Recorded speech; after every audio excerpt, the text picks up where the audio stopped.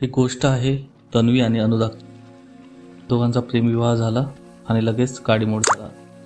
आता 2 वर्षानंतर ते भेटत आहेत. चला कथेला सुरुवात करूया. तन्वी ऑफिसमधून लवकर निघाली खरी, पण बाहेर लक्ष जाताच तिच्या लक्षात आलं आभाळ भरून आलाय आणि आपण नेहमीप्रमाणे रोजच्या गडबडीत छत्री विसरलोय. आता कसेही करून लवकर कॅफेला पोचावे लागणार, नाहीतर आज तो निघून गेला तर. खूप दिवसांनी त्यांनी भेटायचं ठरवलं होतं आणि आज ही संधी तिला गमवायची नव्हती. पटकन एक ऑटो पकडून तिने थेट कॅफेचा रस्ता धरला. काय बोलू त्याच्याशी, कसा वागेल तो, आणि परत सर्व तसंच अगदी पहिल्यासारखा होता तसंच असेल का? तन्वी शांत हो, ती स्वतःशीच पुटपुटली. इतक्यात ऑटो कॅफेसमोर येऊन थांबली आणि येवाना बाहेर धोधो पावसाला सुरुवात झाली होती. अरे यार, हा पाऊस पण ना. आता इतकी तयारी करून आले आहे मी आणि सगळ्याची भिजून वाट लागणार. मी पण अशी कशी वेंधळी, नेमकी छत्री विसरते. ऑटोचे पैसे देता देता आता रस्ता आणि कॅफेचा हे छोटासा अंतर जे पावसामुळे आता खूप मोठे वाटतंय, ते कसा कमीत कमी भिजत पार करायचा याचा विचार ती करू लागली. आणि इतक्यात ऑटोच्या समोर तो छत्रीतून डोकावला. आणि तुलाही उशीर झाला ना? मला वाटलं कॅफेत वाट पाहत नेहमीसारखा माझ्या नावाने चरफडत बसला असशील. त्याला पाहून तिच्या चेहऱ्यावर एक स्मित हास्य फुलले. आता उतरणार आहेस की इथेच गप्पा मारूया? अनुरागने चिडतच विचारले. तशी ती गडबडीत खाली उतरली आणि त्याच्यासोबत छत्रीतून चालू लागली. नकळत त्याच्या हाताचा हलका स्पर्श झाला आणि त्या स्पर्शाने ते दोघे थोडे बावरले. अनुराग म्हणाला, आणि मी नेहमीसारखा वेळेवरच आलो बरं का, पण वाटलंच मला तू वेंद्यासारखी छत्री विसरली असशील म्हणून तुला रिसीव्ह करायला बाहेर आलो. जुनी सवय आहे ना तुझी. याला अजूनही सर्व छोट्या छोट्या गोष्टी लक्षात आहेत. तन्वी काहीशी लाजून आपल्याच मनाशी पुटपुटली. बोलता बोलता ते दोघे कॅफेमध्ये एका जागी सेटल झाले. अनुराग म्हणाला, बोल काय घेणार आहेस, आणि प्लीज आता काहीही असा उत्तर नको देऊस. तन्वी हसून म्हणाली, एक café frappe and chilli cheese toast. Anurag म्हणाला, अरे वा, इतका क्विक डिसिजन, बदलली आहेस तू. अनुरागने ऑर्डर दिली. काही क्षण उगाचच आजूबाजूला नजर फिरत दोघेही एकमेकांची नजर टाळत होते. खरं तर त्यांना सुरुवात कशी आणि कुठून करावी तेच सुचत नव्हते. शेवटी ना राहून अनुरागने बोलायला सुरुवात केली. सो तन्वी मॅडम, काय म्हणते लाईफ? 2 वर्षात फारच बदलले ग तू. फोन नाही, मेसेज नाही. आपला ग्रुप नेहमी काहीतरी प्लॅन करतो, तिथे येत नाहीस. एवढी बिझी झालीस की टाळतेस आम्हाला. खरं तर लग्नानंतर तू हळूहळू बदलायला लागलीस. तन्वी म्हणाली, ए कपडे, जसा काही तू बराच प्रयत्न करतोस ना बोलायचा. अनुराग म्हणाला, सॉरी ग, पण कामाची गडबड, घर यात व्यस्त नाही मिळत. पण मी प्रयत्न तरी करतो. तन्वी म्हणाली, मी समजू शकते, माझी तसंच झालं आहे. अनुराग म्हणाला, अजूनही पेंटिंग करतेस? तन्वी, 2 वर्ष झाली ब्रश हातात घेतला नाही. अनुराग, काय ग? अगं का पण? तुला तर खूप वेळ होतं ना पेंटिंगचं. तन्वी म्हणाली, वेळच नाही आता, ते सोड. तू बोल, तुझं गिटार काय म्हणतंय आणि तुझी ती ढिगभर पुस्तकं? अनुराग मला तितकासा नाही वेळ मिळत, पण काढतो वेळ अधूनमधून. पण तन्वी, मला वाटतं तू परत तुझा पेंटिंग सुरू करावं, अगदी नियमित. ते तुझा पॅशन आहे ग, मला फार आवडायचे.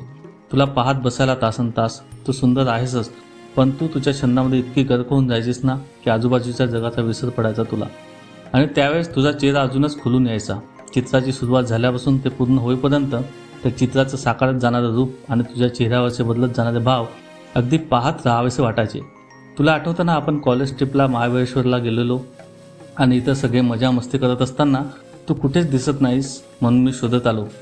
पाहिलं तर काय मॅडम एकटर बसल्या आहेत तंद्री लागल्यासारख्या. तो मावळणारा सूर्यास्त आणि त्यापुढे त्या सुंदर देखाव्याचा हुबेहूब प्रतिबिंब रेखाटणारी तू.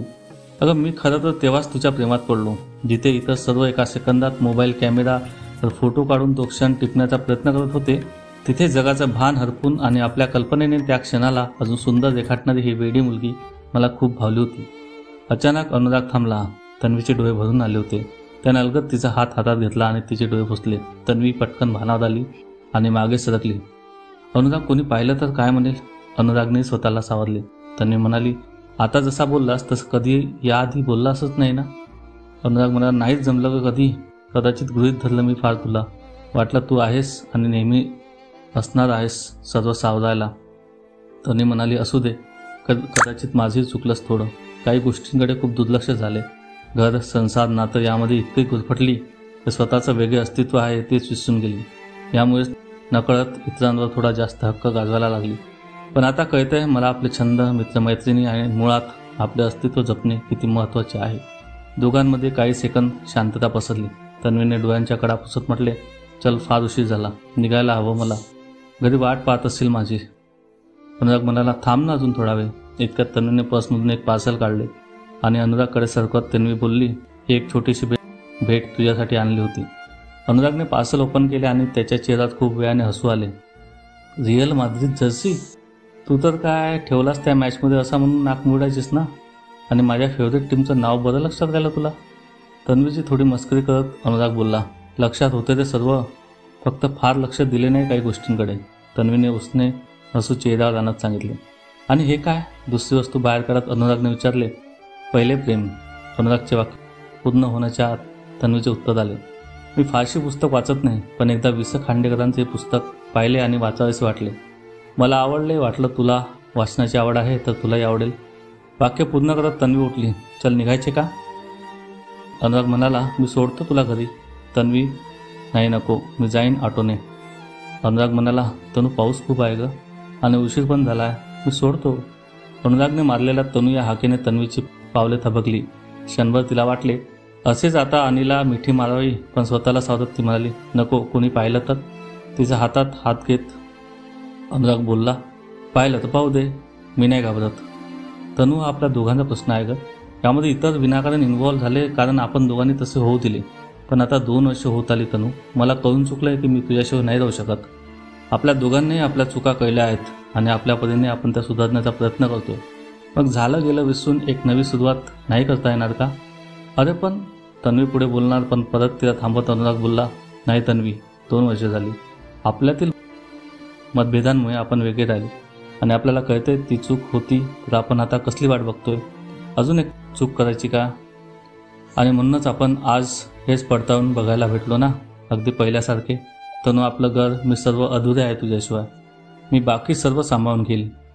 त्यावेळेस जी चूक मी केली, तुला म्हणून परत घेऊन न जायची, ती मात्र आता मला सुधारायची संधी दे. फक्त आज आपलं घर तुझी वाट पाहत आहे. घरी परत चल. तन्वीच्या डोळ्यातून अश्रू ओघळ. आता तिचे तिलाच कळेनासे झालेले. ती उठली आणि पाहिले तर अनिलचे डोळेही लाल झालेले. तिने अनिला मिठी मारली आणि दोघेही काही न बोलता काही क्षण एकमेकाच्या मिठीत विसावले. घरी परत आल्यावर दरवाजा उघडताच समोर तन्वीची आवडती चाफ्याची फुले तिच्या स्वागतासाठी सज्ज होती आणि त्यासोबत होते एक मोठी फ्रेम. त्या फोटोमध्ये तन्वी मंत्रमुग्ध होऊन तिचे चित्र रेखाटण्यास रमली होती. धन्यवाद.